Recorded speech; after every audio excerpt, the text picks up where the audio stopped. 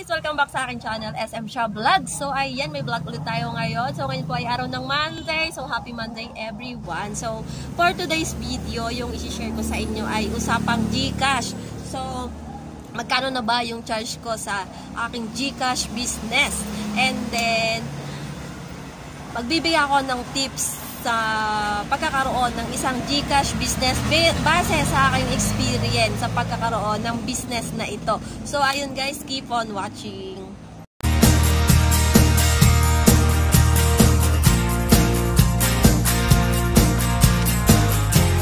Guys, ipapakita ko na sa inyo yung aking updated na service fee sa GCash dito sa aking tindahan. So ayun guys, papakita ko na sa inyo.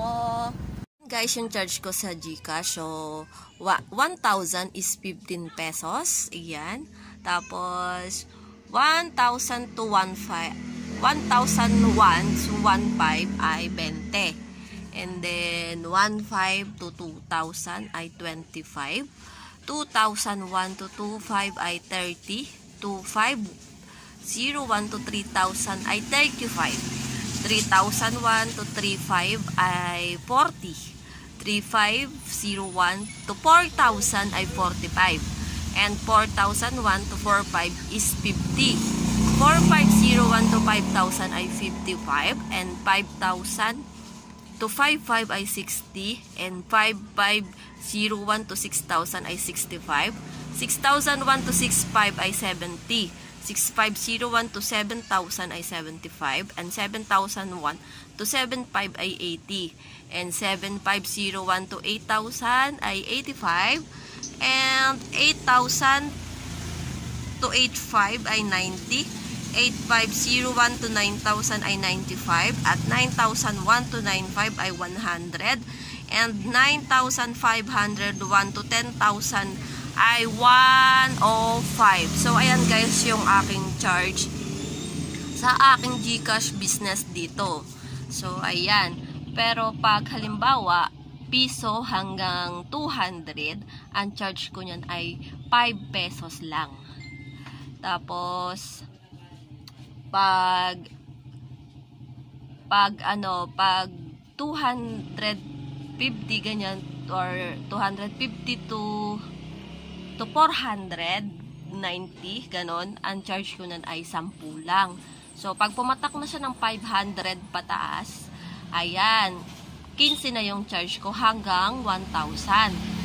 So, ayan guys, yung aking charge service fee sa aking GCash business. So, ayan. Yung aking updated na charge. Ayan guys, napakita ko na sa inyo yung charge ko dito sa aming GCash business. So, yan, depende sa inyo kung gagayanin nyo or hindi. Kasi nga, magkakaiba naman tayo kung paano natin, kung magkano yung ibigay nating charge kay customer. So, ayun. And then, ayun guys, may bumili.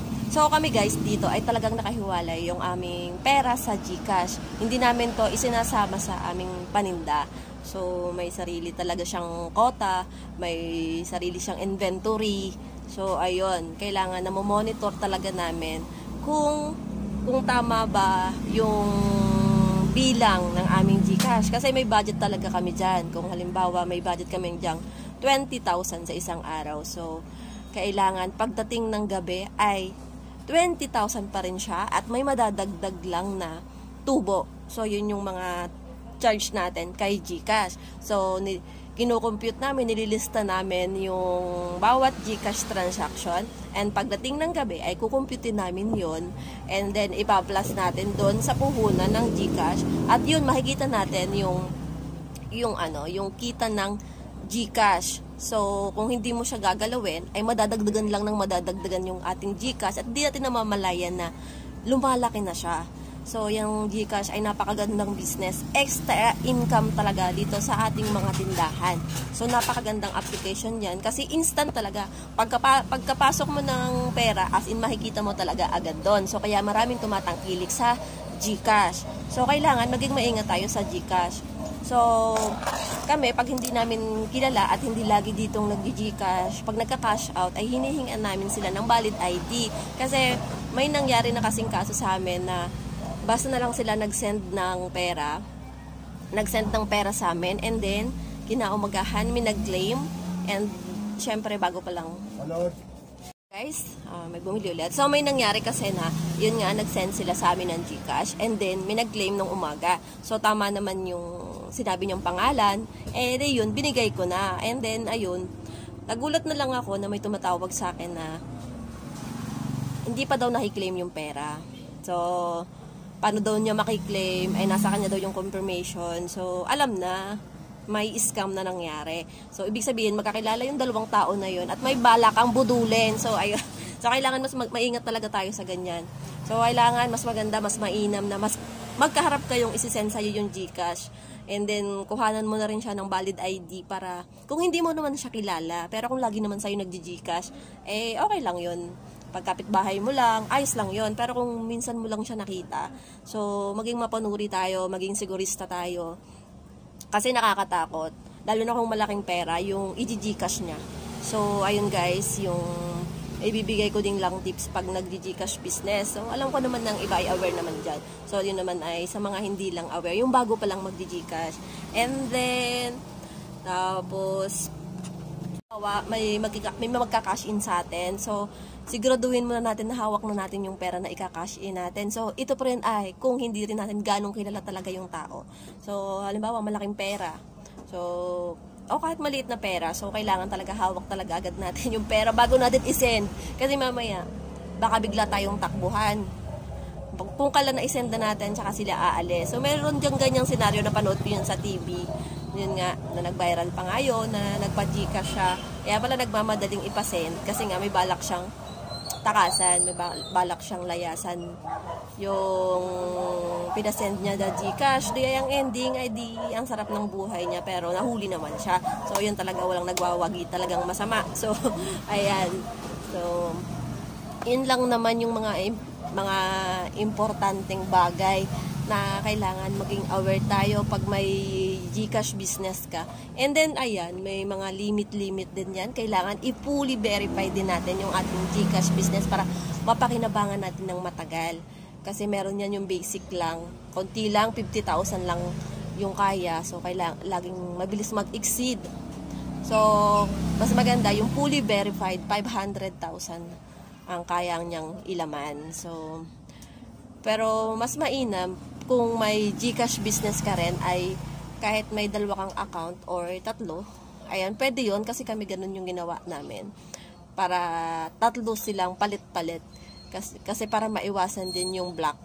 Kasi minsan binablock ni GCash yung mga account kasi minsan nagiging suspicious account kasi madaming transaction. So, magtataka sila ganun kasi magiging suspicious yung ating account. Kaya sila nagbablock.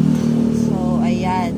Mahigpit din si GCash. So, kailangan mga tatlo yung account natin or dalawa para once na mag-block, eh, may magamit pa tayo. Or kaya, ma-exceed yung limit. May magamit pa tayo. So, ayun. Maging mautak lang tayo sa pag-GCash business. Guys, na-share ko na sa inyo yan yung mga charge ko sa GCash at ang aking mga tips. At kung nagustuhan nyo po yung aking video ay sana po ay huwag nyo pong kalimutang mag-subscribe. I-click nyo na rin po yung bell nang updated po kayo sa aking mga videos. Bye-bye! Thanks for watching! Ayan, shoutout naman kay Sir Pedimel de Dios. Ayan, mega shoutout po. Kay Nympha Realista, ayan, mega shoutout. Kay Joel Jaganas, mega shoutout. Nads Tenderang Vlogger, mega shoutout. Juby o Gypsy Diary, mega shoutout. Ate JB TV, mega shoutout. Charlene Castillo, mega shoutout. Christine Green, mega shoutout. Charlene Castillo, ayan, mega shoutout. At ML Jason YT, mega shoutout. Ayan. Thank you po.